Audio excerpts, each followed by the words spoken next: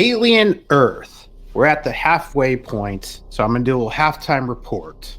It's clear now that Noah Hawley really isn't integrating this story into the larger Weyland Yutani universe, meaning the Alien franchise as a whole, along with Predator franchise, and possibly even Blade Runner as Ridley Scott intended to link. I'll get into all of those things, and centrally, this is not a good thing, in my opinion. I'll get into that at the end of this video, but at first, let's just kind of go step by step through things. The Peter Pan thing, I understand. I'm a writer myself, and I understand having an idea, whether you take it from some Greek mythology or any type of ancient civilization or things that you like from the modern era. I'm a big fan of, say, Heart of Darkness by Joseph Conrad. And I used that influence as a basis for a sci-fi script that I wrote set at the end of the 21st century and set in the city of Beirut. I understand perfectly well Hawley liking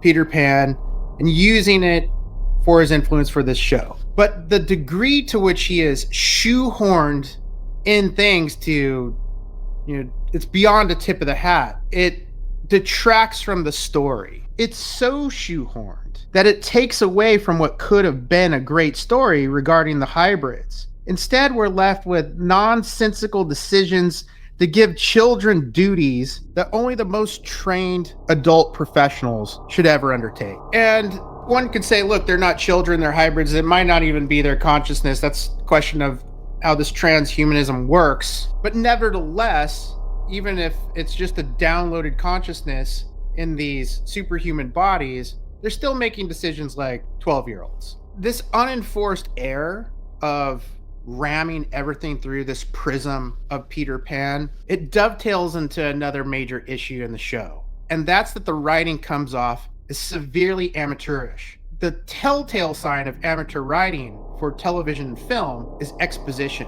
And every 3-4 minutes in the show, we get this expository journey of telling rather than showing the audience information. There's one point in episode 4 where Boy Cavalier, again with the allegorical names of these characters, drives me nuts. Another kind of sign of underdeveloped writing skills. Boy Cavalier says, oh, the alien's the crocodile. Like we're too stupid to figure that out. Oh, guess what? The cyborg is Captain Hook, because all this cool stuff pops out of his hand. I'm not sure Hawley deserves all the blame for this, however. As Justine Bateman has been criticizing lately, Hollywood's new practice of telling or demanding that showrunners make their shows second screen, or providing notes to writers and directors saying, I saw the dailies of what you're doing, and it's not second screen enough. What does that mean? Second screen, it essentially goes back to the 1950s and 60s when daily soap operas such as General Hospital and Days of Our Lives and a handful of other ones, they wrote those shows as second screen. So housewives could do chores while listening primarily to their shows. That's why if you watch soap operas, they're like, David, it's so wonderful to see you. Well, Sherry, I missed you too. And then they kiss or they peck. The reason why they're always saying their names is because the lady listening to it is in the kitchen doing dishes. That second screen-ism from the 1950s disappeared at one point, thank God. But it's coming back because Hollywood wants people to be on their phone while watching TV. Because Hollywood has now primarily been bought out by tech companies. Now let's get into some of the characterization. I think Morrow steals the show. This character, who has private and public motivations, operates as a capable individual who has a set of goals and is pursuing those in a logical way. Contrast this with the children or the hybrids. And I know that they're written as children, but I just don't understand why that had to be part of the show. It doesn't do much.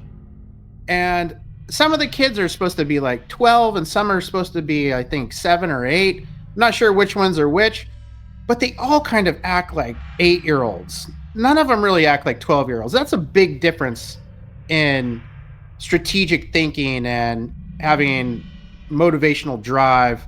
The kind of gibberish conversations that some of these characters are having is asinine. And that brings me to Wendy. There is something mildly annoying about how Julie Taylor here tries to play a child in an adult's body. Julie Taylor is Coach Taylor's daughter, Coach Taylor from Friday Night Lights. I can't help but see him too when I'm watching her on screen, and she's just not as charismatic and entertaining as her real life dad is. That being the actor Kyle Chandler. And because they casted the skinny brunette and gave her a terrible haircut, like all of the other skinny brunettes with terrible haircuts in the Alien franchise, you inevitably rank her among them. And she's the worst of them all. She's not Sigourney Weaver, she's never gonna be. She's not the Scandinavian girl from Prometheus. That girl's cool too.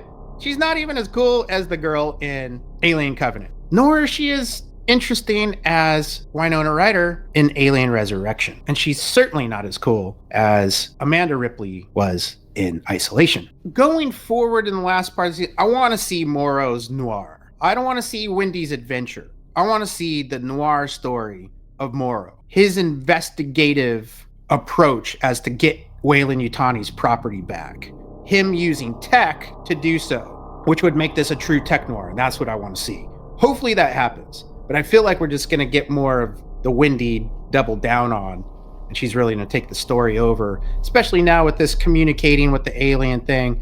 The basis of communication is saying something to someone else, and they're not really communicating. She's mimicking sounds, which is not wildly unexpected for someone with an android body. Each episode is ended with some great music. I have to say that. Hopefully that continues. But at each episode, I'm asking myself, what is the theory of the show? What is the thesis?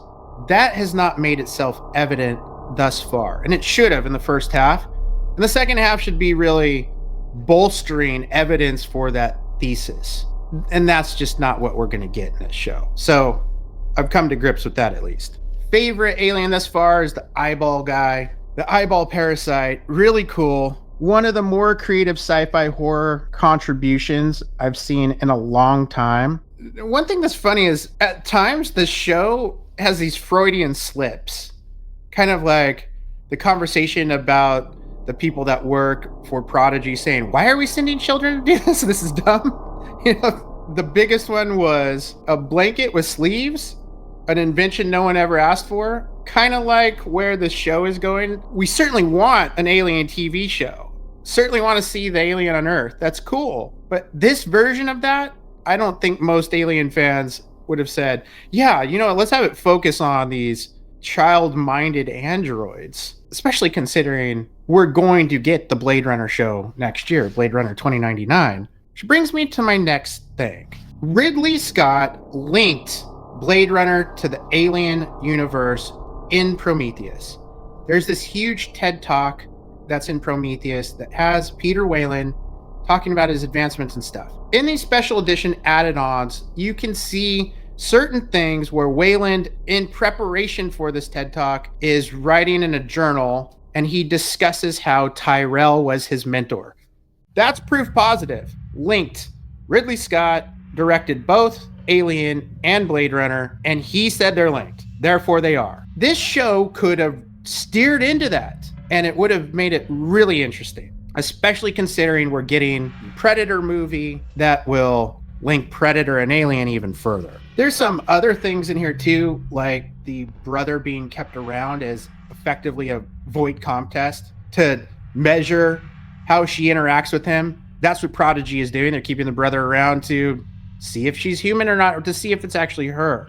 They're testing the transhuman project that they're involved in. Okay, so my issue with the isolated story routine that we're witnessing with the show is it turns everything into a cosplay of sorts, or LARPing, if not fan fiction. Because it says we can take a story and jump in and out of a certain world or a certain universe. I'm not a fan of this.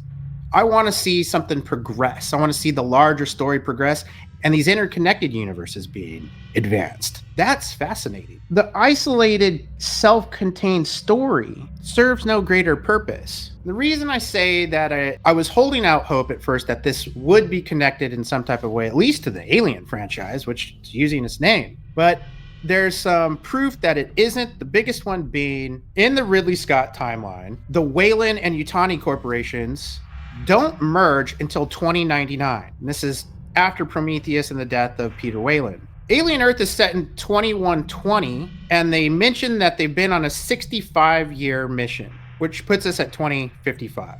So either they had some branding capacity to rebrand themselves as Weyland Yutani while they are out on a voyage, or this is completely ignoring when Ridley Scott had determined Weyland and Yutani merged. So with that, I think Hawley coming out and saying that the show is not linked to the Alien franchise, that was not a misdirect. He was actually being honest.